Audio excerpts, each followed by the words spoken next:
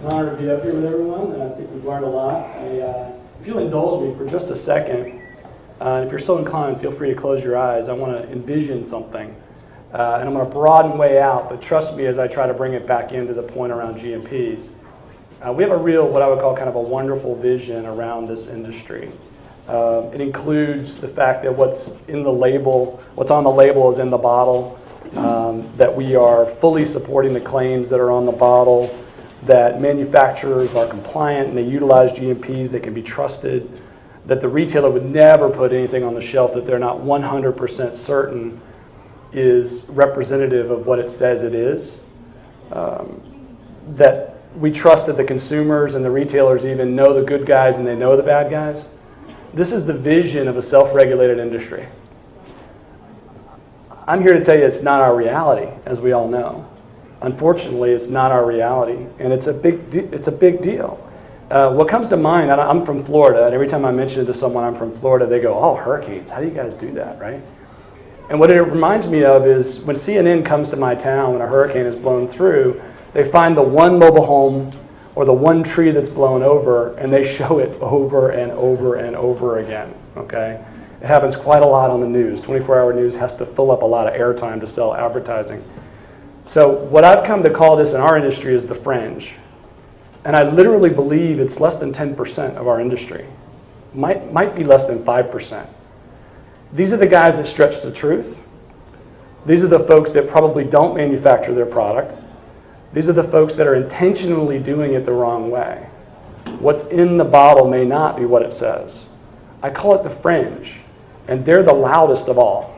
They are absolutely the loudest, and this is the problem that we have in our industry. I've been in this industry for many, many years now, and I know a lot of CEOs, and I know a lot of retailers, and I know a lot of manufacturers, and I can tell you the vast majority, and everybody in this room, is most likely has nothing to do with the fringe. So we're kind of singing to the choir on this stuff, right? So when you take the fact that they're stretching the truth, they're probably outsourcing their manufacturing to someone that would be very hard to find. They use the lab that gives the right result quite often. There's also the fringe retailer. I know a lot of retailer customers who have a retailer down the street that if they try to take a stand, that retailer down the street will certainly sell the product and serve that consumer in a deeper way. So what's the story versus what's the reality? And the reality is that keeping up with the raspberry ketone issue is one that's very, very difficult. I had a long conversation with a retailer that was calling us out on our integrity, and I was defending our integrity. We have a lab in-house. We manufacture our own products. Come on up to New Hampshire. Let me show it to you. And then my question was, did you support the raspberry ketone effort? Well, sure. Our consumers were demanding it. How quickly did you get the raspberry ketones from the supplier that you found it from? We were able to get it in about 9 days. I'm sure you made a lot of money on that. Did you know the manufacturer that you finally found those raspberry ketones from? Was it in their catalog? Was it something that they just magically produced? Was this a credible manufacturer? No answer. I can tell you that getting a product to market takes a lot longer than 9 days to do it right. In our case, it can take up to 9 months, 6 months. We aim for 6 months. 9 months is where we're at right now, especially when it comes to getting the right supply. So this thing happens. I can also tell you as a CEO, I get a lot of lab results that aren't what I like. And I can tell you from past experience that there are lots of labs out there that will give you exactly what you want to see. So there are pressures on the CEOs and the manufacturers in this industry that go beyond doing it the right way. They've got to make the banks happy. They've got shareholders. They've got to hit a launch date for Expo. You don't want to miss a new product launch date at Expo, right? So there's pressures on both the retailers and the manufacturers and the suppliers in this industry that are significant. And when you're dealing with the fringe, it makes it very difficult. So I'll introduce a new term, the catch. The catch is, if I'm a manufacturer that's trying to do it with integrity, the fringe is there to make sure that they pick up the pieces and that they get the sale when I might not. If I'm a retailer that's trying to do it with integrity, the fringe is there to pick up the sale or to serve that consumer online or down the street when I'm not, when I can't do it because I'm trying to stand on integrity. This is called the catch. There's a catch. We have to balance this in our industry. Layer on top of this that the fringe is very loud, It's the hurricane, it's the tree in the hurricane, right? And that the FDA and the FTC are overworked and understaffed. So we're the good guys. I'm standing here talking to the good guys, but what's the solution? The fringe is loud. The FDA and the FTC aren't going to be able to pull this off, and we've got a catch. If we don't do it, someone will. The 5% will. It's a gigantic issue. So what is the solution? And before I talk specifically about GMPs, let me just tell you my version of the solution and what we're trying to do. It's called the power of transparency. And I want to call it big T transparency, because there's a lot of folks out there talking about little t transparency. I'm a big believer in big T transparency, and it's about redefining the conversation in our industry at a much higher level. If we, as the good guys in this room, whether you're a retailer or a manufacturer or supplier, embrace big T transparency, it's going to be very difficult for the consumer to go with the fringe. Right now, there's not a big enough gap between the good guys and the bad guys. The good guys look a lot like the bad guys. It's really difficult to see the difference. To me, big T transparency allows for us to build a gap. We set a new standard.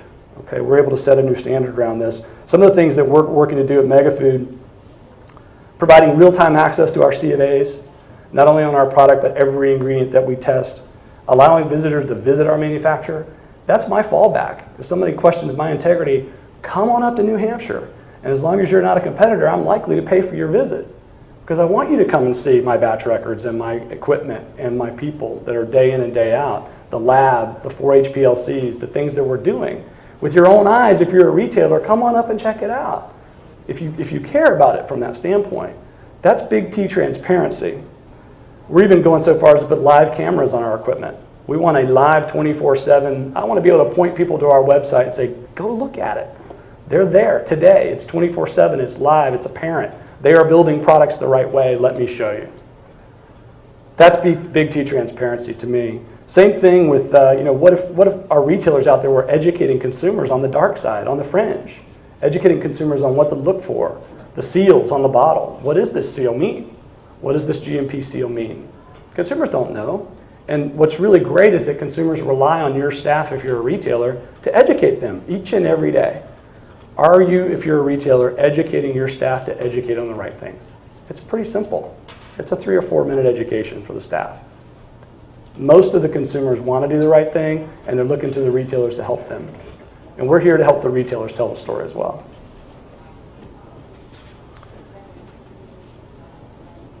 We want to differentiate. We're a smaller company. We want to differentiate, and we're going to try to differentiate with big T transparency. We all have to play our part on this.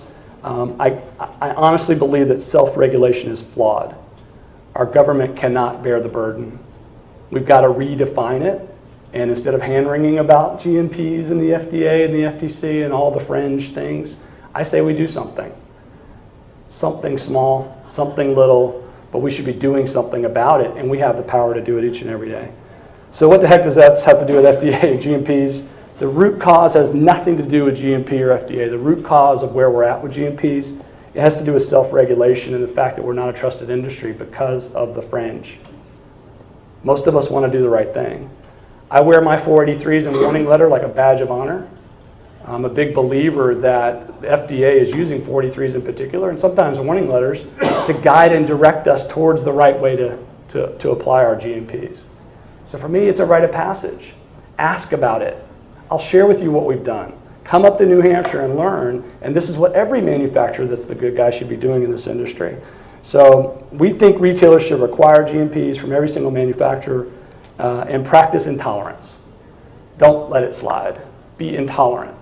If you've got someone that's not GMP, set a rule, don't slide, even if it's a raspberry ketone or something that Dr. Oz talks about tomorrow. So I have a real simple prayer for our industry if you're so inclined to that kind of thing. I use it quite a lot, but it's all about giving us the knowledge to know what's right and the courage to do it. It takes a lot of courage to make these decisions, both as a manufacturer and a retailer, and my prayer for you is that you have that courage. Thanks a lot.